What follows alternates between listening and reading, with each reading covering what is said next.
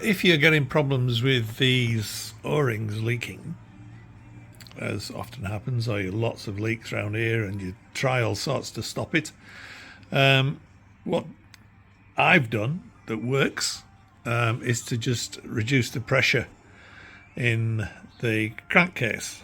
Now obviously the crankcase pressure is from your pistons.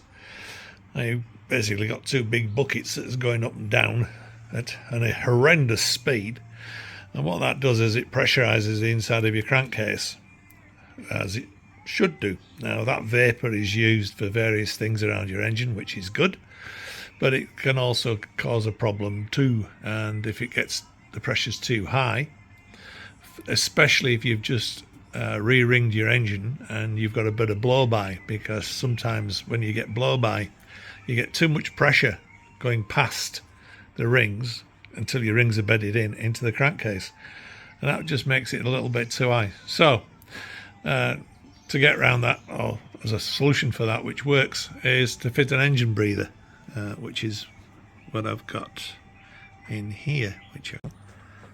This is a piece of stainless steel tube which is threaded 3/8 or 5/16, and I've drilled a hole in the top of the rocker box cover, on the flat part if you look under here, and put a lock nut on the back of it with a doughty washer between the two to form a seal. I think I used a bit of silicone in there as well, and then the pipe runs to the back of the engine with the non-return valve.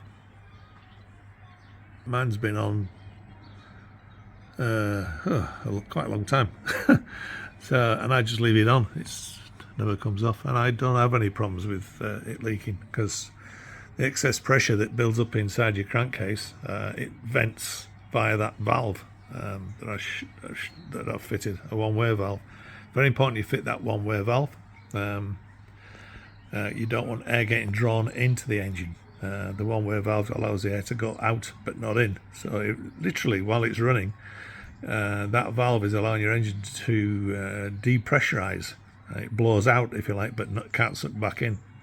And then have a breather that runs from here all the way back to the back of the bike, and under here I've got a non-return valve, and then the pipe just continues down and out. Easy, and it works.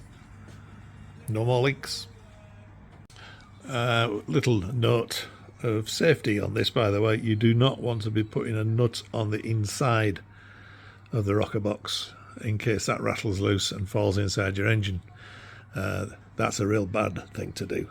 So that just wants to be tapped into the rocker box cover, and nothing more. You don't put anything else on the inside of there, so you just screw your stainless steel tube into the rocker box, and then everything else is done from the outside. Okay, that's just for safety. Hope this helps.